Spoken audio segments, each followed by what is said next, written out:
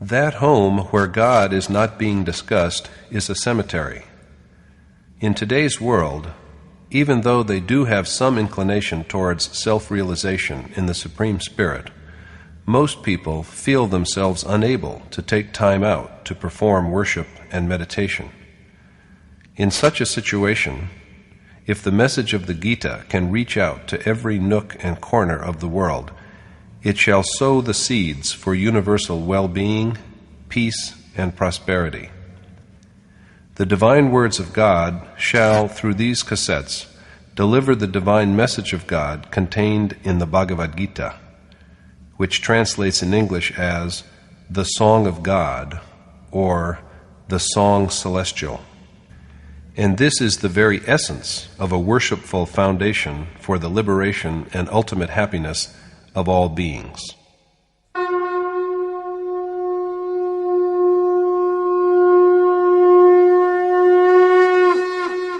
Om Shri Paramatmane Namaha. Yatart Gita, Srimad Bhagavad Gita. Chapter 8. Yoga with the Imperishable God. At the end of Chapter 7, Krishna said that yogi who do pious deeds are released from all sin and know the all-pervading God. So action is something that brings knowledge of the Supreme Spirit. They who do it know Him, Krishna, along with the omnipresent God, the Adidev, Adibhut, Adiyagya, perfect action, and Adiyatam. So action is that which apprises us of them. Men who know them are aware, at the end, of Krishna alone. And this knowledge is never blotted out. Repeating Krishna's own words, Arjuna raises a question.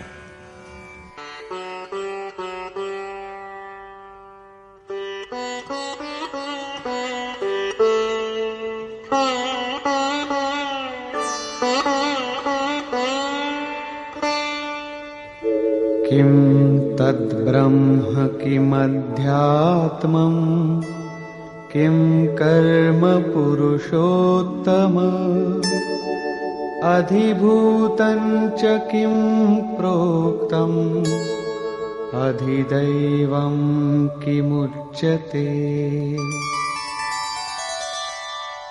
Arjuna said, "Enlighten me, O Supreme Being, on the nature of Brahma, Adhyatam, action, Adibhut, and Adidev."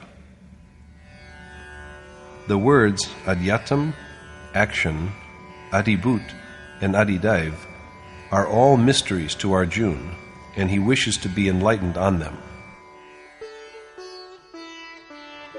Adhiyagya katham kotra dehesmin madhusudana prayana kale cha katham geyosi niyatatmabhi.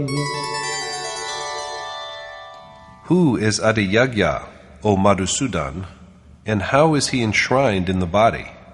And how does the man with the restrained mind know you at the end? Who is a Adiyagya, and how is he within the body? It is evident that the doer of yagya is some soul who is based in a human body. And at last, how does a man with a fully controlled mind know Krishna at the end? So there are 7 questions in all, and Krishna proceeds to answer them in that order.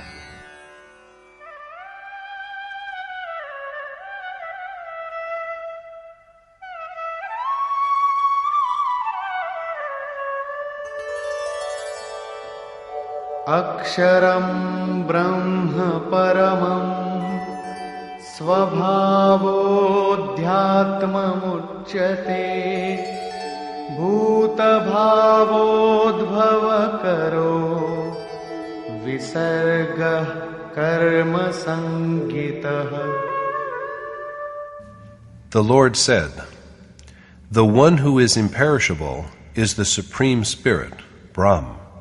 Abiding in a body, he is Adhyatam, and the cessation of properties in beings which produce something or the other is action. The one who is indestructible, who never dies, is the Supreme Spirit. Steady devotion to the self, dominance of the soul, is Adhyatam. Before this stage, everyone is ruled by Maya. But when a man dwells firmly in God, and so in his own self, he is infused with the sense of supremacy of his self. This is the culmination of Adhyatam. The ceasing, the discontinuance of the will of beings, which results in the creation of both good and evil, is, on the other hand, the crowning point of action. This is the perfect action, which Krishna had spoken of earlier as known to yogi. Action is now complete, and henceforth there is no further need of it. Action is perfected when the desires of beings, which create sanskar, that are propitious as well as unpropitious, are stilled. Beyond this, there is no further need of action. So true action is that which brings an end to desires. Such action, therefore, means worship and contemplation that are inherent in yajna.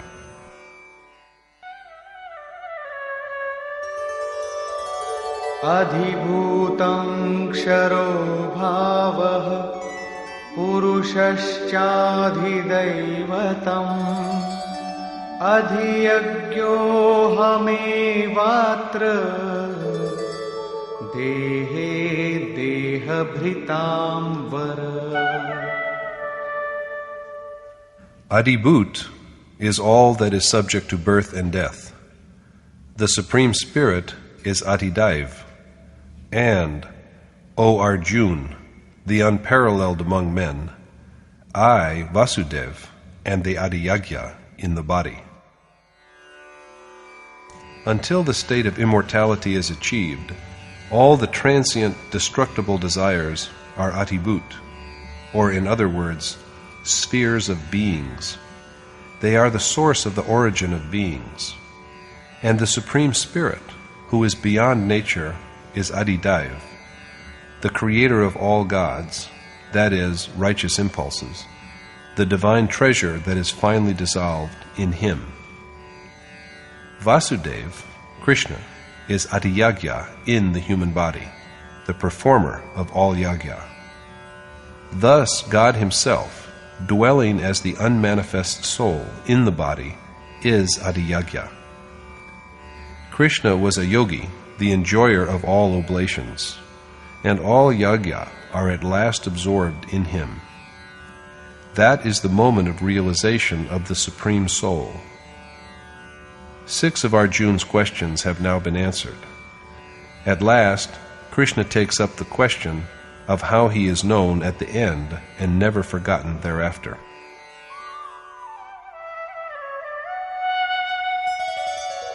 Antakale cha mameva smaran muktva kalevaram yah prayati samadbhavam yati nastyatra samshayah. The man who departs from the body, remembering me, doubtlessly attains to me. That accounts for Krishna's assertion that the man who finally, that is, when he has perfect control over his mind and when even this mind is dissolved, severs his relationship with the body and departs from it with remembrance of him, surely achieves total oneness with him. Death of the body is not the final end, for the succession of bodies continues even after death. It is only when the last crust of earned merits or demerits, sanskar, has disintegrated, and so also the restrained mind along with it, that the final end comes, and after that the soul does not have to assume a new body. But this is a process of action and it cannot be rendered comprehensible by just words. As long as the transfer from one body to another, like a change of clothes, persists, there is no real end of the physical person. But even while the body is yet alive, with control of the mind and dissolution of the restrained mind itself, physical relationships are sundered. If this state were possible after the event of death, even Krishna could not be perfect. He has said that only by worship carried on through innumerable births does a sage gain identity with him. The worshipper then dwells in him, and he in the worshipper. There is then not even the least distance between them. But this achievement is made during a physical life. When the soul does not have to assume a new body, that is the real end of the physical body. This is a portrayal of real death, after which there is no rebirth. At the other end, there is physical death, which the world accepts as death, but after which the soul has to be born again. Krishna now dwells upon this.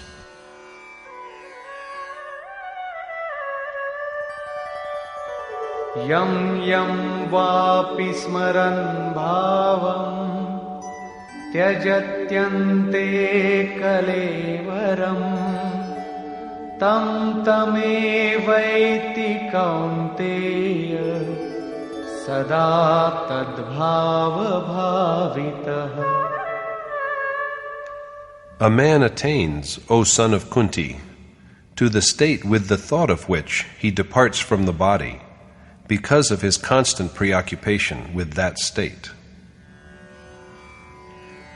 A man achieves what he bears in mind at the time of his death.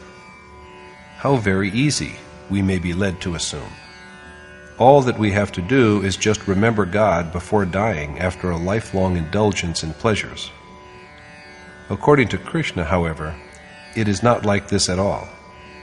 At the moment of his death, a man can remember only that which he has thought of all his life.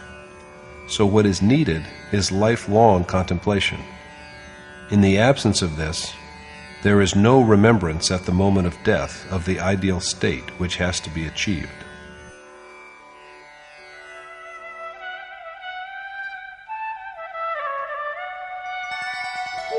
Tasmat sarveshu kaleshu mamanusmara yudhyacha mayyarpita mano buddhi mame vaishyasya samshayam. So you will doubtless realize me if, with your mind and intellect dedicated to me, you always wage war. How are uninterrupted meditation and combat accomplished simultaneously? It is perhaps the practice of warriors. One goes on shooting arrows while at the same time intoning and yelling names of deities. But the true meaning of remembrance, internal recitation of the name, is something else, and it is clarified by the Yogeshwar in the following verse.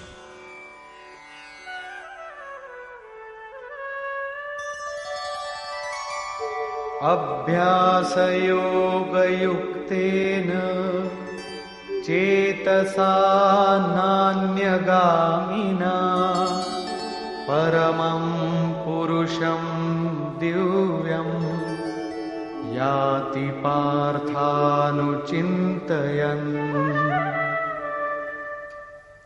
Possessed of the yoga of meditation and a restrained mind, O Parth, the man who is always absorbed in my thought attains to the sublime radiance of God. Contemplation of God and practice of yoga have an identical meaning. The remembrance, which Krishna has spoken of, requires the worshipper to be possessed of yoga and a mind so well subdued that it never strays from God. If these conditions are met, and the worshipper then remembers constantly, he attains to the magnificence of God. If the thought of other objects comes to mind, one's remembrance is still imperfect.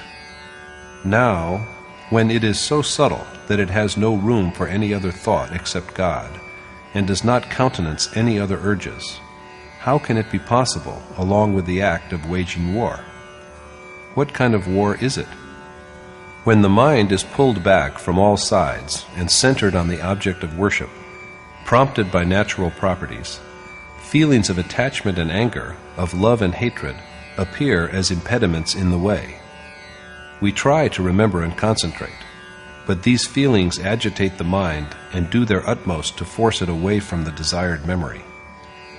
Overcoming these external impulses is fighting a war, and they can be destroyed only by continuous meditation. This is the war that the Gita portrays. The problem then broached is of the object of meditation, and Krishna now speaks of it.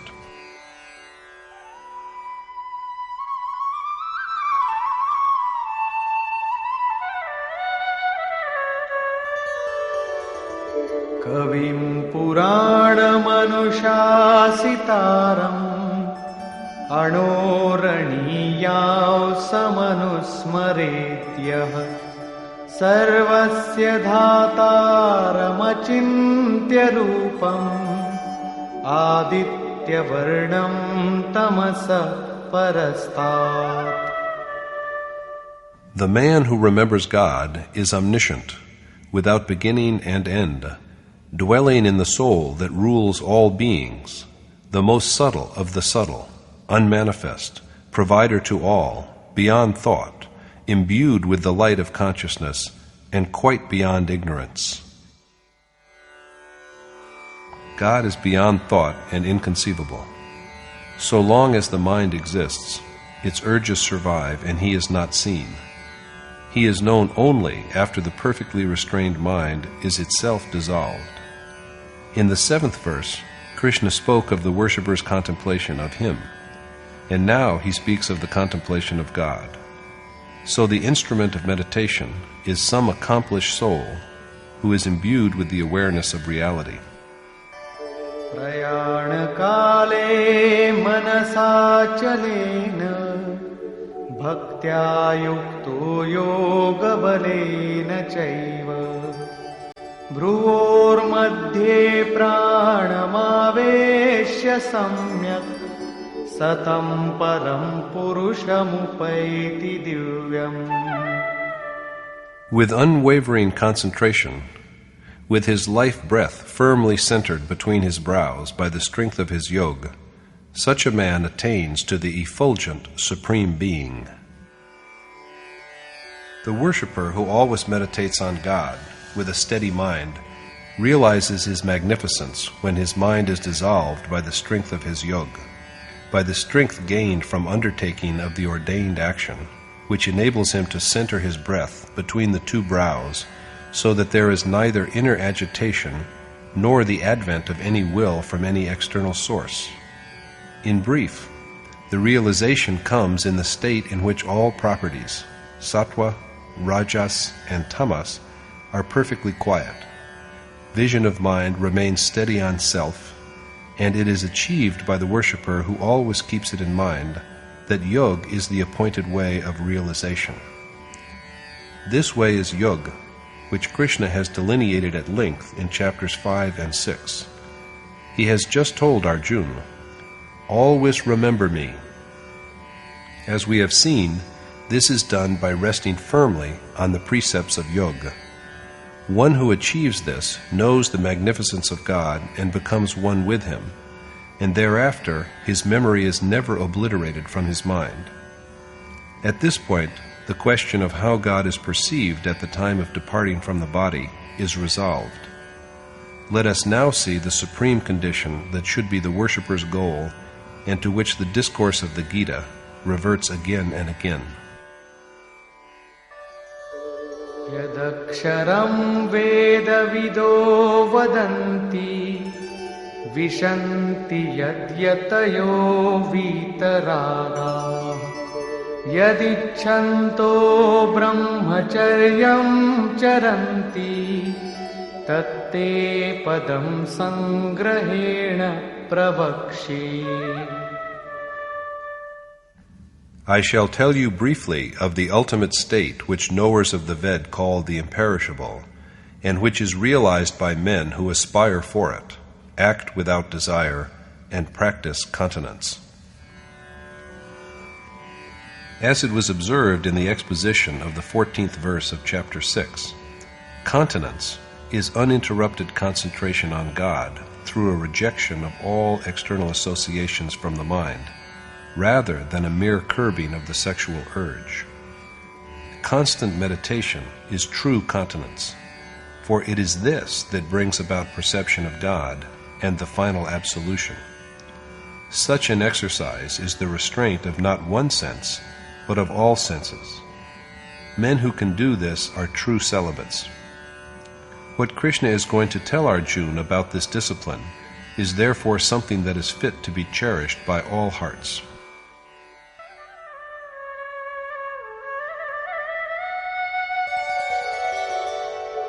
सर्वद्वाराणि संयम्य मनोहृदि निरुध्य च मूर्ध्याधायात्मनः प्राणम् आस्थितो योगधारणम्.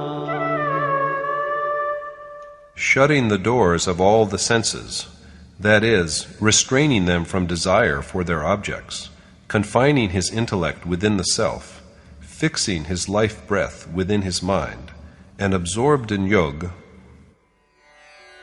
the necessity of renunciation of desire by a perfect control of the senses is repeatedly stressed. The mind has to be confined within the self, because contemplation and worship are accomplished within the self, not outside. With the mind so regulating the breath that it is centered between the two eyebrows, and, of course, engaged in the practice of yoga, for this is an essential prerequisite. Omityekaksharam Brahma Vyaharan Mamanusmaran Yah Prayati Tyajan Deham Sayati Paramam Gatim. He who departs from the body intoning Om, which is God in word, and remembering me, attains to salvation. The sage who dies with the knowledge that the imperishable God is the one reality achieves the state of sublime bliss. Krishna is a yogi, a seer who has achieved awareness of the ultimate truth. As a realized sage, an accomplished teacher, he exhorts Arjuna to recite Om, symbol of God, and to contemplate Him. All great souls are known by the name of the entity to which they attain and into which they are finally assimilated. It is for this reason that Krishna prompts Arjuna to utter the name of God, but remember his own, Krishna's form. Let us note that he does not tell Arjuna to recite his name, Krishna. With the passage of time, though, Krishna was deified, and men began to recite his name, and they are rewarded but only according to the nature of their dedication. Krishna has told Arjuna that it is he who both strengthens the devotion of such worshippers and determines their rewards. But these rewards are destroyed along with their recipients. It is useful to remember how Lord Shiva, the initiator of yoga, insisted on the recitation of the syllable Ram that signifies the omnipresent God who can be experienced only as an inner voice. Kabir is also said to have committed himself to the constant recitation of the two sounds represented by Ra and And Krishna here advocates the usefulness of Om. God is known by innumerable names, but only that name which prompts and confirms faith in the one God is worthy of constant remembrance and recitation. Worshippers are rightly cautioned by Krishna that the name they recite time and again must not be one that might incline or encourage them to believe in a multiplicity of gods and goddesses who are nothing more than a bundle of myth. Om is unique in the sense that it literally betokens that the supreme authority of God inheres in every me. So seekers must desist from wandering here and there to find Him outside themselves. The revered Maharaja Ji would often advise his devotees to keep in mind his form while intoning some name like Om, Ram, or Shiva, to visualize Him, and with Him before the mind's eye, to remember the identical God, the object of their worship.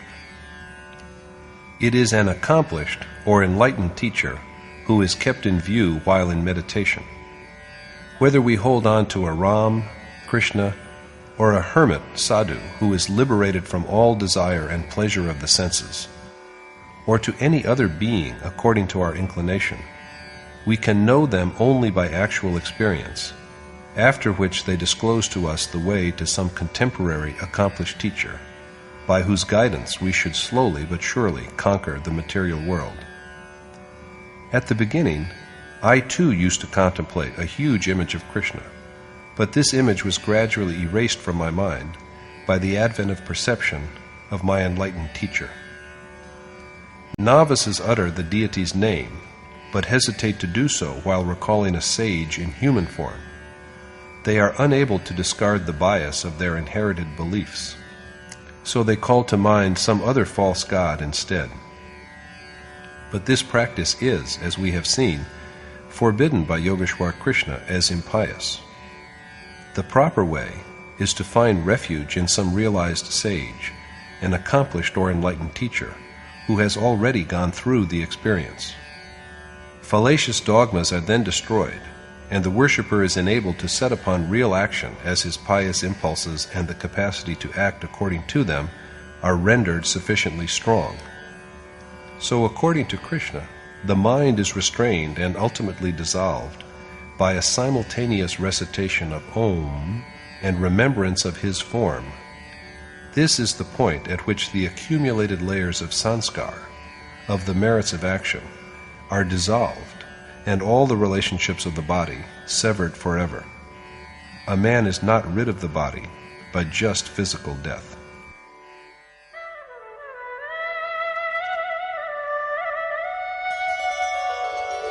Ananyachetah satatam yo mam smarati nityashah tasyaham sulabha partha nityayuktasya yoginah. The yogi who is firmly devoted to me, and who constantly remembers me and is absorbed in me, realizes me with ease. Krishna is easily attained to by the worshipper who has no one except Him in his mind, and who thinks steadily only of Him and always remembers Him. The profit of this attainment is portrayed in the next verse. Mamupetya punarjanma dukkhalayam shashvatam Napnuvanti mahatmanah samsiddhim paramam gata. Accomplished sages who have attained to the ultimate state are no longer subject to transient rebirth, which is like a house of sorrows. It is only after attaining to the Supreme Spirit that man is not born again. Krishna then speaks of the sphere of rebirth. Abrahma bhuvana loka punaravartinorjuna mamupetya tu kaunteya punarjanmana vidyate. All the worlds from Brahmlok downwards are, O Arjun, of a recurrent character. But, O son of Kunti, the soul which realizes me is not born again. The conception of different worlds, or lok, in sacred books is an exercise in the creation of metaphor. There is no dark pit in the nether world in which we are stung and tortured by venomous creatures, called hell, nor is there a domain in the sky which we call heaven. Man himself is a god when he is imbued with pious instincts, and he too is a demon when overtaken by impious impulses. Krishna's own kinsmen, such as Kans, Shishupal, and Banasur, were cursed with demoniacal temperament. Gods, men, and subhumans constitute the three metaphorical worlds. Krishna insists that the self, carrying within himself the mind and the five senses, assumes new bodies according to the sanskar earned over innumerable lives. Gods, embodiments of virtue in this sense, whom we call immortal, are also subject to death, and there can be no greater loss than the destruction of piety in this mortal world. What is the use of this godlike body if it works for the destruction of the earned righteousness?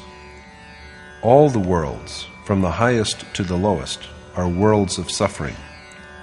Man alone can shape the action by which he achieves the supreme goal, after which there is no recurrence of birth and death. By the ordained action, man can become God, and even achieve the position of Brahma himself, the first deity of the sacred Hindu Trinity, to whom is entrusted the task of creation. And yet he will not be spared from rebirth until, with restraint and dissolution of the mind, he perceives God and merges into him. The Upanishads reveal the same truth. According to the Kathopanishad, the mortal human is capable of being immortal, and within this physical body and in this world itself, he can achieve direct perception of the Supreme Spirit by the destruction of all attachments of the heart. Is Brahma, creator of the world, himself mortal? Krishna said in chapter 3 that the mind of Prajapati Brahma is a mere tool, and God is manifested through him. It is such great souls who have devised yajna. But it is now revealed that even one who attains to the status of Brahma has to be reborn. After all, what does Krishna really intend to say? In truth, the sages through whom God is manifested do not have a Brahma-like mind, but they are addressed as Brahma because they teach and do good. They are not Brahma in themselves, for their mind is at last dissolved, but their mind existing in the course of worship before that stage was Brahma. This mind, consisting of ego, intellect, thought, and feeling, is truly vast and Brahma-like. But the mind of an ordinary man is not Brahma. Brahma begins to be shaped from the moment when the mind commences approaching the worshipped God. Scholars of great erudition have ascribed 4 stages to this process, which have been pointed out in chapter 3. If we recall them, they are Brahmavit, Brahmavidwar, Brahmavidvaryan, and Brahmavidwarshit. Brahmavit is the mind that is embellished with knowledge of the Supreme Spirit, Brahmavidya. Brahmavidwar is that which has achieved excellence in such knowledge. Rather than just achieving distinction in the knowledge of God, Brahmavidwaryan is the mind that has turned into a medium for the dissemination of the knowledge and for guidance to others who wish to go along the way. Brahmavidwarisht represents that last stage in which it is flooded with consciousness of the adored God. The mind has its existence until this stage because the God who irradiates it is still removed from it. The worshipper is yet within the bounds of nature, and although in an elevated state, he is still subject to recurrent birth and death. When the mind, Brahma, dwells in celestial radiance, the whole being and its current of thought are awake and alert, but they are unconscious and inert when they are beset by spiritual ignorance. This is what has been described as brightness and darkness, or day and night. Even in this superior, Brahma-like state, blessed with knowledge of God and overflowing with his radiance, the relentless succession of the day of spiritual knowledge, which unites the self with the Supreme Spirit, and the night of ignorance, of light and darkness, persists. Even at this stage, Maya is still in command. When there is resplendence of knowledge, insensate beings come to consciousness, and they begin to see the supreme goal. On the other hand, when the mind is then submerged in darkness, beings are in a state of nescience, or the lack of knowledge. The mind cannot then ascertain its position, and the progress towards God comes to a standstill. These states of knowledge and ignorance are Brahma's day and night. In the light of day, the numerous impulses of mind are lit up by God's effulgence, whereas in the night of ignorance, the same impulses are buried under the impenetrable gloom of insensibility. Realization of the immutable, unmanifest God, who is indestructible and much beyond the unmanifest mind, is effected when the inclinations to both good and evil, to knowledge and ignorance, are perfectly hushed, and when all the currents of will, the sensible as well as the insensible, that disappear from view in the darkness of night and emerge in the light of day, are obliterated. An accomplished soul is one who has gone beyond these four stages of the mind. There is no mind within him, because it has turned into a mere instrument of God. Yet he appears to have a mind because he instructs others and prompts them with firmness. But in truth, he is beyond the sway of the mind's operation, because he has now found his place in the ultimate unmanifest reality and won freedom from rebirth. But prior to this, when he is still in possession of his mind, he is Brahma and subject to rebirth. Casting light upon these matters, Krishna says,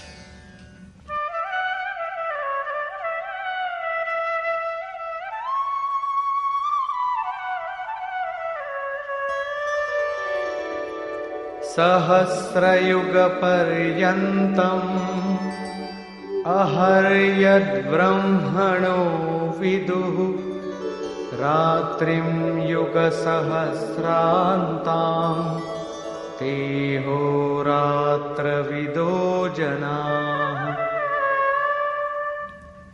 Yogi who know the reality of one day of Brahma, which is of the duration of 1,000 ages, or yuga, and of one night, which is also equal to 1,000 ages, know the essence of time.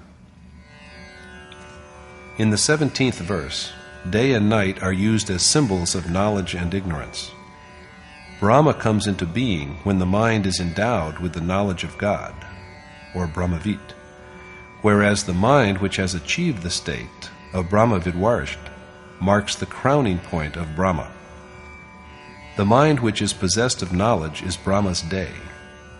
When knowledge acts upon the mind, the yogi makes his way towards God, and the innumerable predilections of his mind are suffused with his radiance. On the other hand, when the night of ignorance prevails, the mind and heart are swamped with the contradictions of Maya between manifold impulses. This is the furthest limit of light and darkness. Beyond this, there is neither ignorance nor knowledge, because the final essence, that is God, is now directly known. Those yogi who know this essence know the reality of time. They know when the night of ignorance falls and when the day of knowledge dawns, and also the limits of the dominance of time, the point to which it can pursue us. The sages of yore described the inner realm as thought, or sometimes as intellect. In the course of time, functions of the mind were divided into 4 categories, which came to be known as mind, intellect, thought, and ego, although impulses are in fact endless. It is within the mind that there are the night of ignorance and also the day of knowledge. These are the days and nights of Brahma.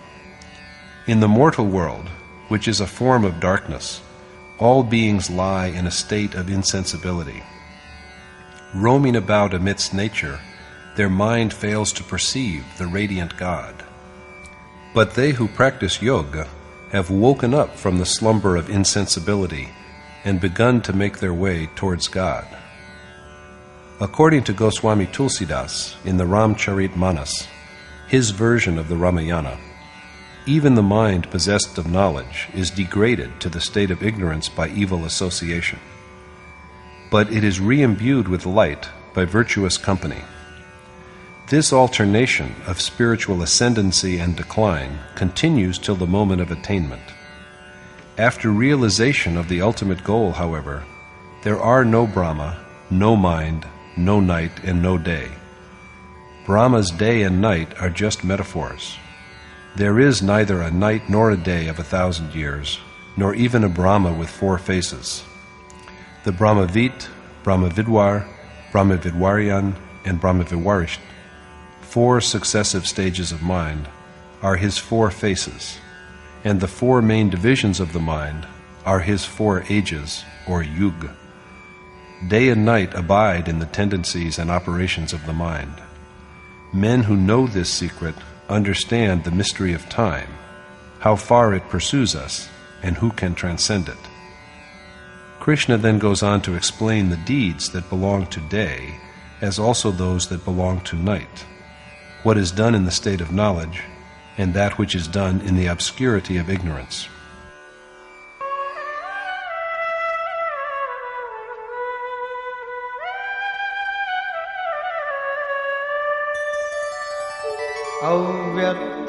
अव्यक्ताद्व्यक्तयः सर्वाः प्रभवन्त्यः रागमे रात्र्यागमे प्रलीयन्ते तत्रैवाव्यक्तसंज्ञके.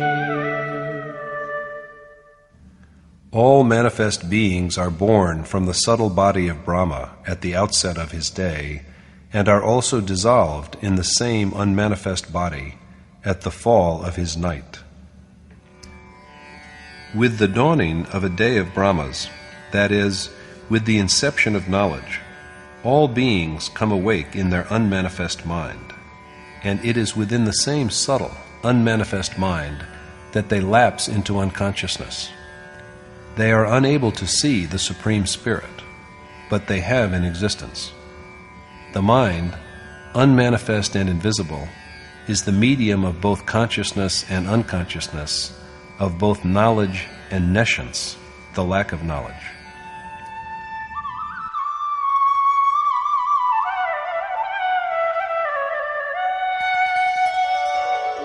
भूतग्रामः स एवायम् भूत्वा भूत्वा प्रलीयते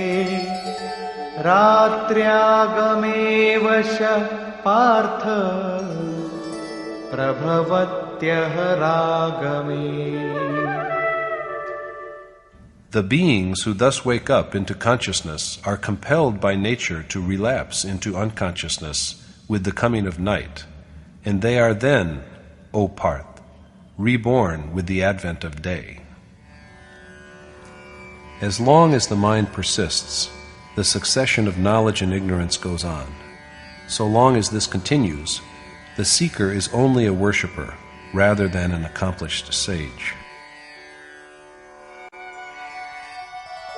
परस्तस्मात्तु भावोऽन्यो व्यक्तो व्यक्तात् सनातनः यः सः सर्वेषु भूतेषु नश्यत्सु न विनश्यति.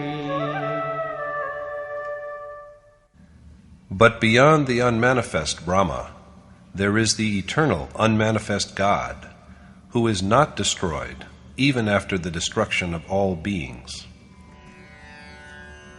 On the one hand, the mind that is Brahma is imperceptible. It cannot be known by the senses. On the other, there is the eternal unmanifest Supreme Spirit, who is not destroyed even with the destruction of physical beings or the destruction of the invisible Brahma, mind, which gains consciousness with the arising of knowledge and sinks into unconsciousness with the setting of knowledge into the darkness of ignorance. God exists even after the destruction of inclinations of the mind, which wake up in the light of day and fall back into insensibility in the darkness of night. These upward and downward motions of the mind cease only after the attainment of God, who is the ultimate abode. With the realization of the Supreme Spirit, the mind is colored by Him and becomes what He is. This is the point when the mind is annihilated, and in its place only the eternal, unmanifest God remains.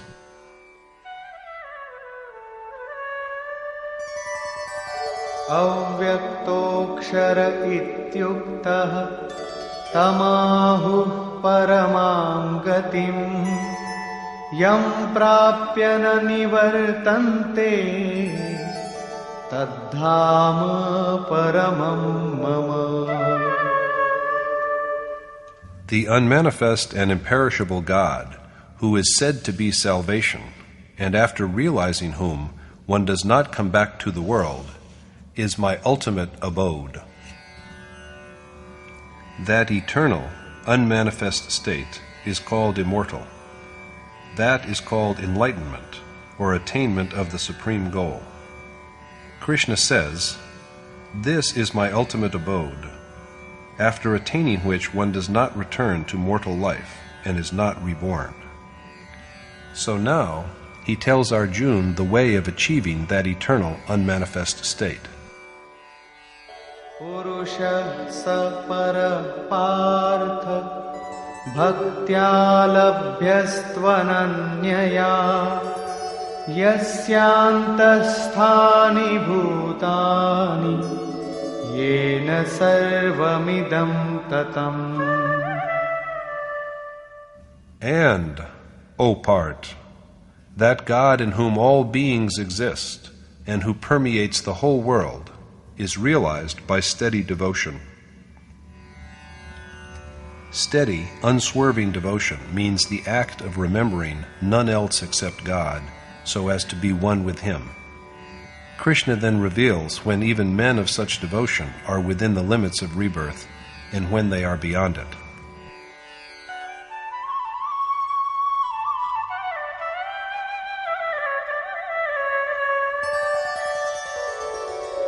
यत्र काले त्वनावृत्तिम् आवृत्तिं चैव योगिनः प्रयाता यान्ति तं कालं वक्ष्यामि भरतर्षभ. And, O the best of Bharat, Arjuna, I shall now enlighten you on the ways by which, after giving up their bodies, yogi arrive at the state of birthlessness as well as of rebirth. Freedom from rebirth, as we are about to see, is achieved by those who dwell in the light of knowledge.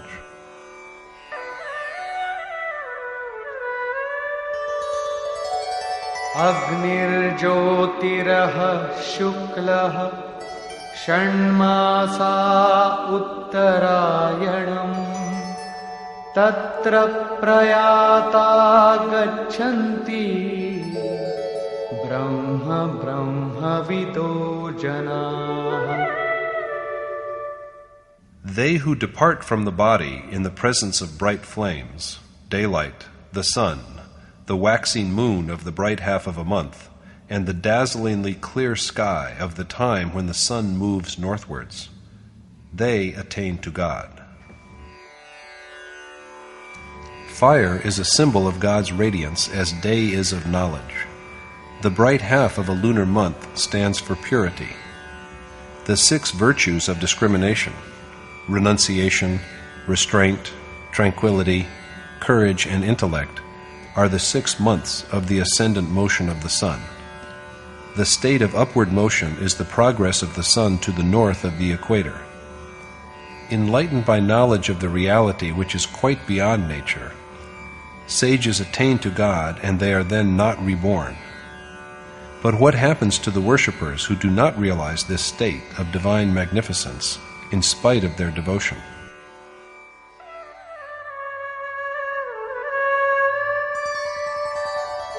धूमो रात्रिस्तथा कृष्णः षण्मासा दक्षिणायनम् तत्र चान्द्रमसं ज्योतिः योगी प्राप्य निवर्तते.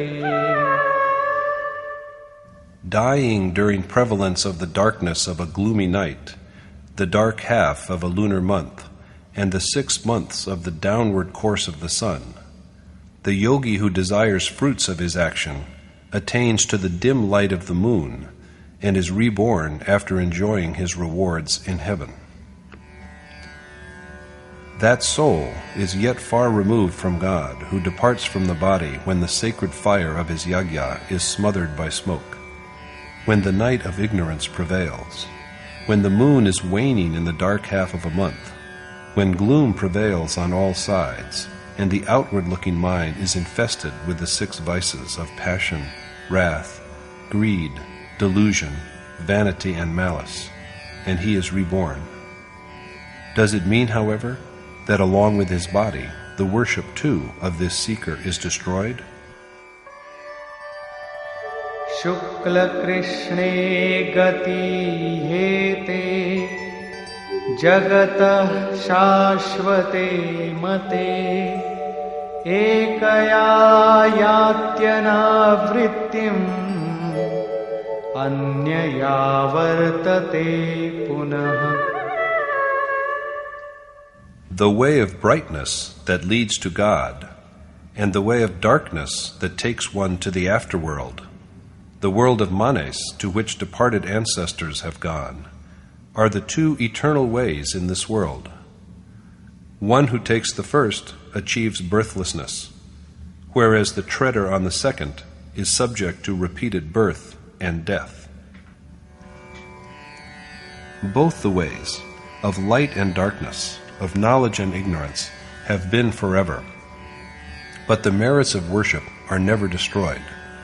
The one who dies in the state of knowledge and brightness achieves ultimate salvation, but the one who departs from the body in the state of ignorance and obscurity has to come back and undergo yet another birth. And this succession of one birth after another goes on until there is perfect light. Until that moment, the seeker has to carry on his worship. The problem is fully resolved at this point, and Krishna then dwells upon the means which are essential for the attainment of final liberation.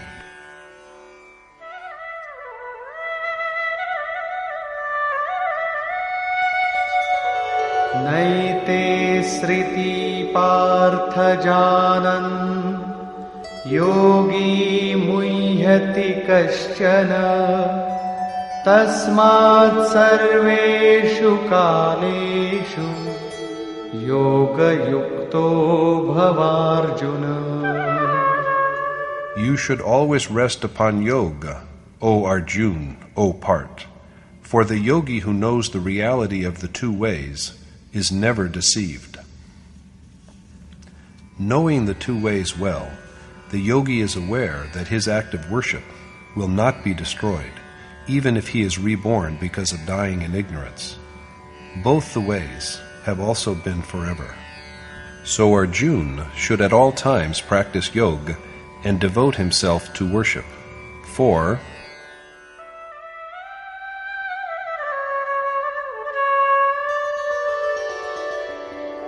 Vedeshu yaggeshu tapassu chaiva daneshu yat punya phalam pradishtam atyeti tat sarvamidam viditva yogi param sthanam upaiti chadyam.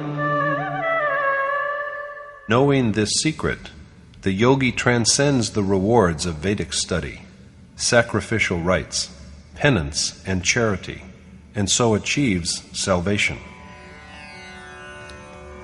By his contemplation of God, the fruit of yajna, the yogi who comes to know the identical Supreme Spirit by direct perception, rather than by just belief or assumption, goes beyond the promised rewards and is liberated forever. This direct perception of the Supreme Spirit is named Ved, that which has been directly revealed by God Himself. So when that unmanifest essence itself is known, there remains nothing more to know. After this, even the need for Ved is therefore done away with, for the knower is now no different from him who had revealed it to their seer composers. Yagya, or the appointed task, was a necessity earlier, but once the reality is known, there remains nothing else to pray for. To subject the senses along with the mind to austerities is penance, but even that is unnecessary now. A total self-surrender in thought, speech, and action is charity, and the auspicious fruit of all these is the attainment of God. And all these are now unnecessary because the desired goal is no longer away from the seeker. The yogi who has realized God transcends the rewards of all these virtuous acts, yagya, penance, charity, and others, and achieves absolution. Conclusion. 5 main points have been elaborated in the chapter.